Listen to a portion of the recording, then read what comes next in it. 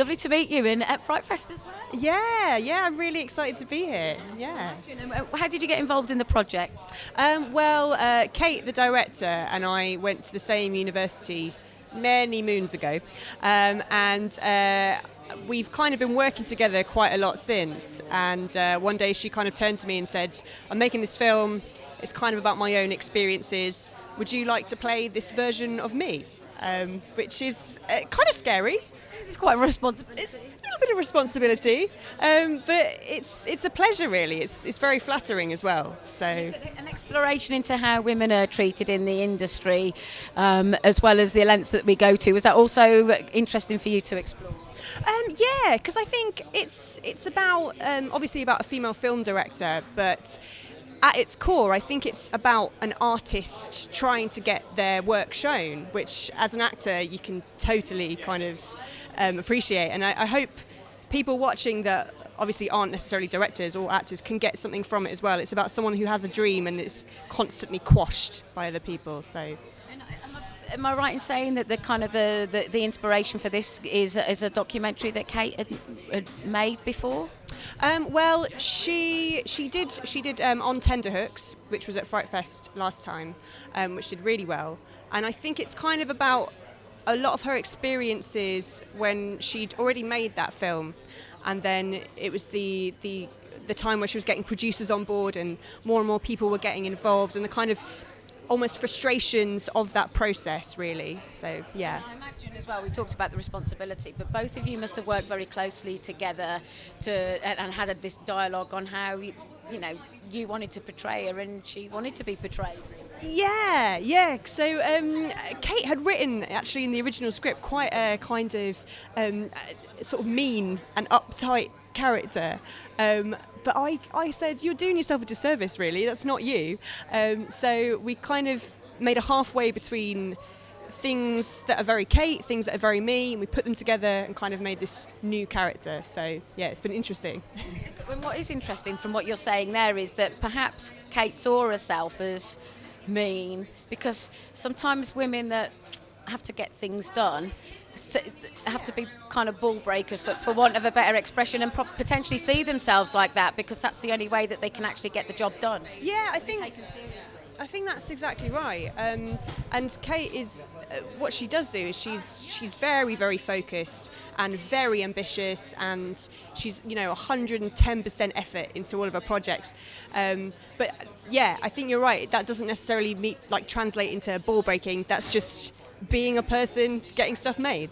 Oh, congratulations for making it to FrightFest this year. You must be very excited. Yeah, really excited, yeah. So tell us more about the film that you're here and representing. Egomaniac. So it's a dark horror comedy that follows Catherine Sweeney, who's trying to make the horror film that she wants to make. And then on the way, she meets lots of kind of industry people that start to make her kind of compromise. And then until she kind of compromises no more. And the character, when you first read it, what was it that you liked about him? Didn't like? I don't know. I've got really protective of him now, because a lot of what he does in the film is quite questionable. But I don't know. I think the way that Kate has written the characters as well is brilliant. The dialogue is really snappy, really funny. I quite like he's quite childlike and quite just wants to impress. And I find that quite tragic, so I think that's what I really liked about the character, is that ultimately he's quite tragic, but tries to cover it up, and yeah. And also there's this kind of exploration, isn't there, into kind of how women are treated within the film industry, and the lengths that, people will go to get a film. Yeah, totally. Yeah, it's interesting, because I think it's so prevalent right now as well, about, kind of women within the industry, and it's really clever what Kate's done, because it's kind of what's true, what's not, what's based on experience, and I think you come away with it kind of going, it poses a lot of questions that are interesting to talk about as well. So presumably it's very sort of tongue-in-cheek as well. I would imagine that this lays for a lot of comedy within Yeah, and a lot of the comedy, again, how Kate's written it, comes from the dialogue between the characters, and just the kind of lengths that all the characters in the film go to get what they want. This story is actually very personal to you, isn't it? Yes. Tell us more. Well, it's basically a semi-autobiography based on very heavily on a lot of the experiences that I had between making my previous feature film on Tenderhooks, which was a documentary, to eventually making Egomaniac. The story is about a female filmmaker who desperately tries to make a zombie horror romantic comedy, but everyone keeps telling her to put a talking dog in the film, and eventually she makes more and more compromises until it all leads to deadly consequences. It is fiction. It's not like it is completely fictionalized. It isn't, it isn't like a blow by blow account of my life. A lot of it's made up, a lot of it, but it's all based heavily on things that have happened to me, or people that I've met, or an amalgamation of different people I've met, or things that have been said, or things that have happened to other people as well. So it's a very honest film, and I'm never going to say what is fact and what is fiction. All I'm going to say is the more surreal it gets, the closer to the bone it is. It's not often the case, though, isn't it, really? And this is a comedy as well. There's lots of laughs in that. Is that because in life, a lot of the time how we deal with kind of difficult moments is actually through humour? For me, I think comedy is one of the most powerful things in the world. I think if you can make people laugh, you've got their attention. And for me, comedy and horror marry so beautifully together. I would say Egomaniac is more of a dark comedy than a horror film. It's a dark comedy with a horror twist at the end, but it is very set in the horror industry, and it is very much, I think it's something genre fans will really appreciate.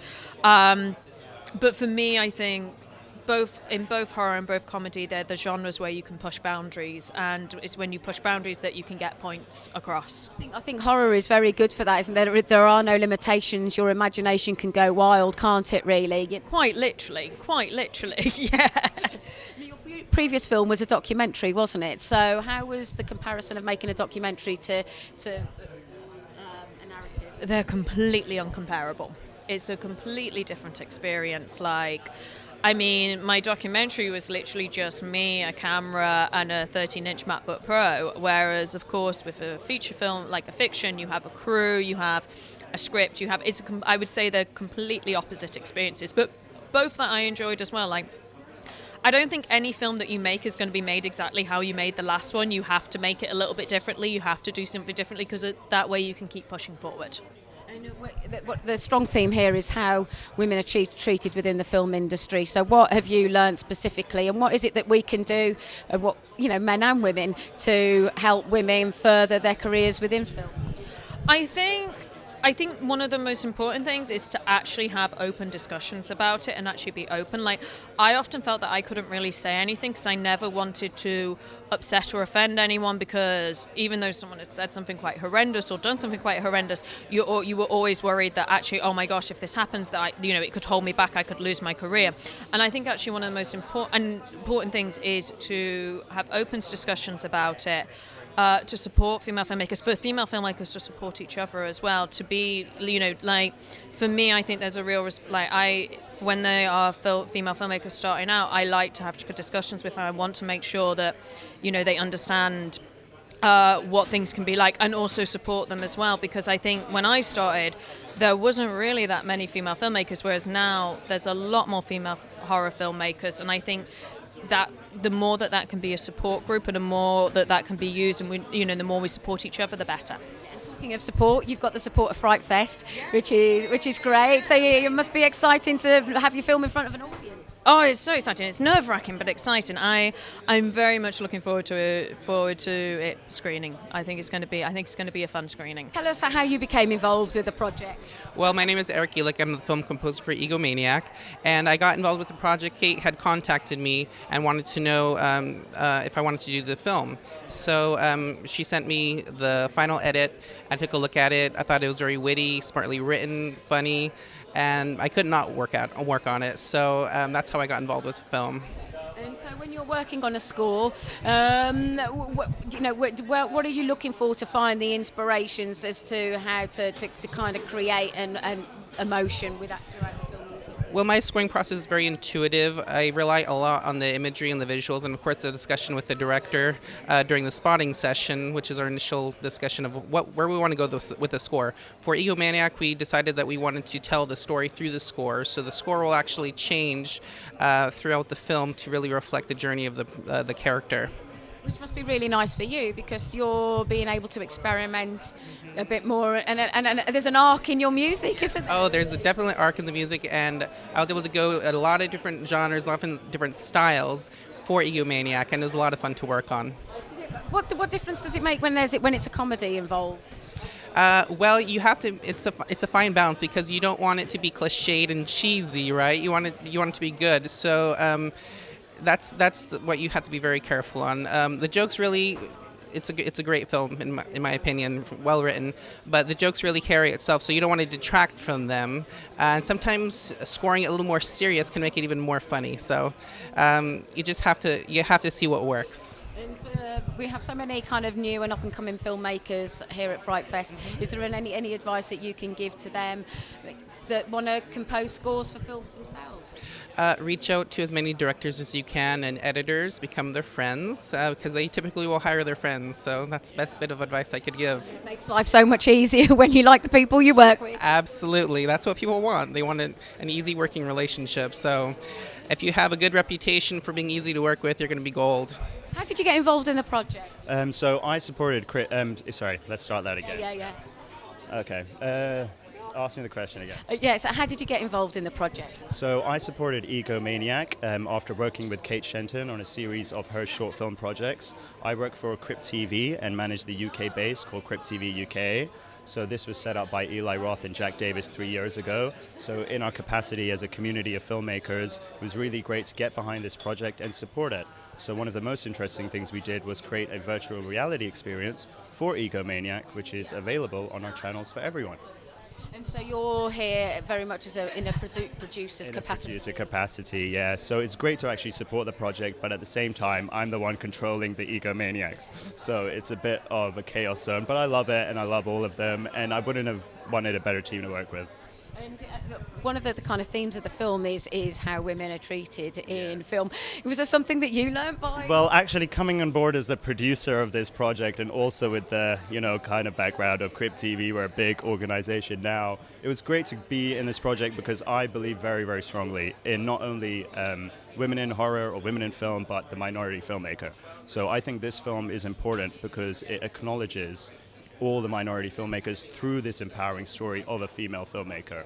And it's very, very important that we address the problems, but do it in an entertaining, awesome way. I personally feel this film is a watershed moment for British horror industry because not only was it made with a very, very small budget of $5,000, but the success we've seen with it and the growth we've seen with it is spectacular. I think technology has never been better to go out and make your own film, really, is it? Exactly, and that's one of the things that we did. So Nick and Adam come from a very theater background, and Kate has worked primarily in digital shorts or short films. We've now been able to work with her in 360 and virtual reality. So bringing these theater young audiences and giving them the technology which we own and we work with has just been great because we're all about collaboration over competition at Crypt. And that's why we're awesome.